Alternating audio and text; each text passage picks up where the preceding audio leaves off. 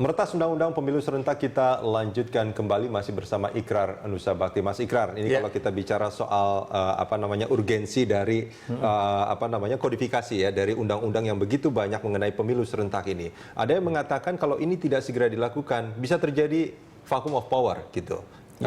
Apakah memang demikian atau sebetulnya ada hal-hal lain yang juga mestinya kita khawatirkan kalau ini tidak segera diselesaikan? Betul ya, jadi yang tadi saya katakan ya, untuk melanjutkan yang pembicaraan kita tadi ya, itu just in case misalnya ya, walaupun ini kecil sekali kemungkinannya ya, atau probabilitasnya bisa 0 ya. Just in case misalnya calon yang nanti Pak Jokowi dengan yang lain itu mampu meningkatkan ekonomi Indonesia sampai ke 7 atau 7,5% misalnya. Okay. Dan kemudian Anda udah tahu dong kalau udah begitu sulit lah dilawan atau dijabanin sama yang lain.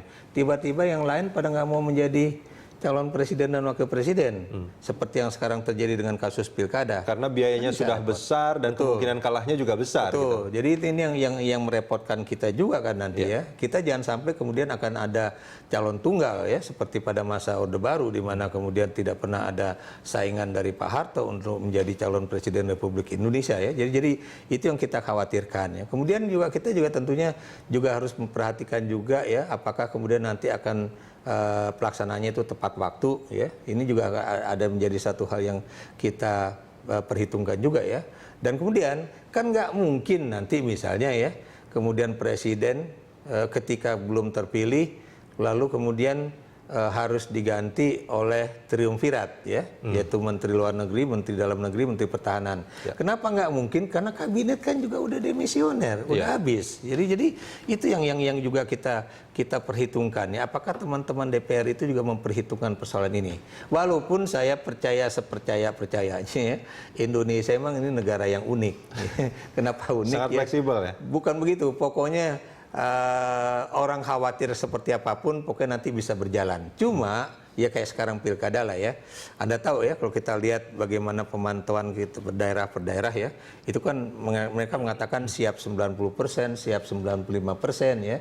Jadi cuma tinggal 5% aja yang kurang. Yang kadang-kadang ukurannya juga nggak jelas juga. Betul itu. ya. Cuma kan apa? Persoalannya apakah cuma kesiapan kertas suara aja yang diperhitungkan? Apakah kemudian rakyat kayak saya, Anda sebagai pemilih ya di dalam pilkada itu juga udah mendapatkan informasi ya, di mana TPS yang akan Anda kunjungi dan sebagainya ya. Kemudian apakah nanti Anda terdaftar atau kita menggunakan style pendaftaran aktif atau pasif, itu kan juga masih menjadi suatu hal yang harus dikasih tahu kepada publik. Dan Anda juga jangan lupa bahwa nanti itu kan ada pemilu legislatif, ada pemilu presiden. Dan Anda juga tahu berarti kertas suaranya itu kan ada 2 macam, bahkan 3 macam, bahkan 4 macam. Karena kenapa? Ada presiden, ada DPR, ada DPRD, ada DPD. Ini kan gitu.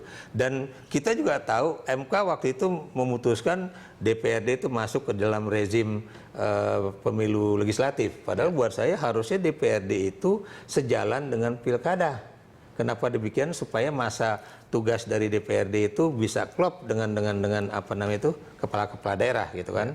Atau kalau mungkin misalnya kan yang nanti terpilih di dalam pemilu legislatif DPR pada tingkatan DPRD yang bergabung dengan pusat itu nanti juga akan ada pembagian paruh waktu misalnya kan.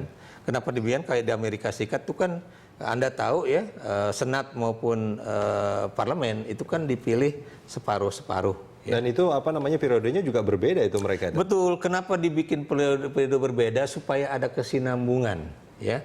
Supaya nggak presiden habis, DPR habis, kemudian lalu siapa nih yang kemudian nanti bisa melanjutkan sistem di parlemen ini secara baik kalau kemudian orangnya baru semua dari nol semua tuh. Betul ya, pemahamannya itu kurang dan sebagainya. Jadi itu persoalan kesinambungan sistem itu juga perlu kita jaga juga begitu. Oke. Nah, artinya ini kalau kita itu kan nanti kan ada pemilu presiden, DPR, DPD dan juga DPRD. Kalau misalkan ini tidak segera tidak segera dikodifikasi. Kekhawatirannya apakah hanya sekedar misalkan nanti ada semacam jeda waktu ini menjadi mulai dari nol lagi sehingga harus butuh adaptasi lagi, belajar lagi, dan itu pasti akan memperlambat proses politik, proses bernegara dan segala macam, atau apa sebetulnya? Jadi gini, bagaimana yang ini concern itu bukan cuma teman kami Niko Haryanto, ya, karena Niko itu kebetulan juga menjadi tim pakar di kami juga, ya. Jadi Electoral Research Institute itu memang core-nya itu ada di Lembaga Ilmu Pengetahuan Indonesia, di LIPI, khususnya di Pusat Penelitian Politik yang saya ada di situ, ya. Tapi kita juga mengajak teman-teman dari Perludem, teman-teman dari universitas di berbagai daerah, ya. Kemudian juga teman-teman yang menjadi pakar pemilu, atau kemudian juga yang teman-teman dari Bawaslu, kemudian dari KPU juga, ya. Kenapa kita perlu duduk bersama pada saat itu? Karena memang kita adalah warga negara yang boleh dikatakan memiliki kepedulian mengenai bagaimana pemilu kita ke depan ini, ya. Dan itu semuanya tuh ya atas dasar kesukarelaan aja. Kita berkumpul bareng-bareng, membicarakan persoalan itu. Apa catatan utamanya sebetulnya, Mas Ikrar? Kalau ini tidak segera dikodifikasi, apa catatan utamanya yang mungkin akan terjadi? Begini, kita ingin menghindarkan ya, di mana DPR itu di dalam memutuskan itu cuma pendekatannya adalah sistem voting menang-menangan. Ya, Anda ingat pilkada kemarin.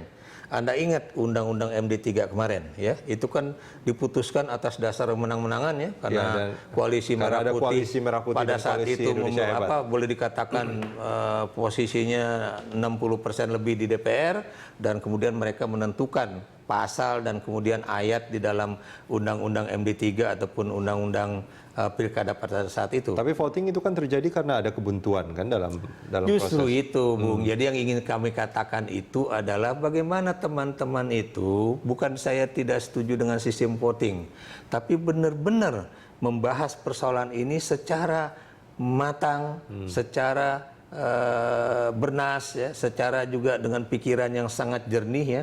Supaya ini demi kepentingan bangsa ke depan, bukan cuma kepentingan partai-partai politik itu yang cuma 5 tahunan itu, ya. Jadi itu yang kita inginkan. Makanya kita itu berharap, ya, baik itu teman-teman di Perludem, di PSHK, di KPU, Bawaslu, kemudian universitas-universitas di daerah itu, karena mereka adalah juga orang-orang yang ada di lapangan, ya. Kita menginginkan supaya kodifikasi tadi tentang kepemiluan itu, dan juga nanti tentang partai politik, pokoknya yang terkait dengan partai politik dan kepemiluan itu benar-benar saling berhubungan antara satu undang-undang dengan undang-undang yang lain. Dan supaya lagi-lagi kalaupun nanti akan ada perubahan di menjelang pemilihan umum yang akan datang, itu tidak seperti sekarang, seolah-olah kita masih bikin undang-undang baru yang kemudian akhirnya, ya, Anda tahu sendiri, ya, lebih banyak habis waktu, tenaga, biaya, dan pikiran, ya, hanya untuk bikin undang-undang baru terus-terusan. Walaupun dalam kenyataannya kita tahu yang diubah juga nggak terlalu banyak juga. Mas Ikrar, kita jeda sebentar. Kita akan lanjutkan di segmen berikut.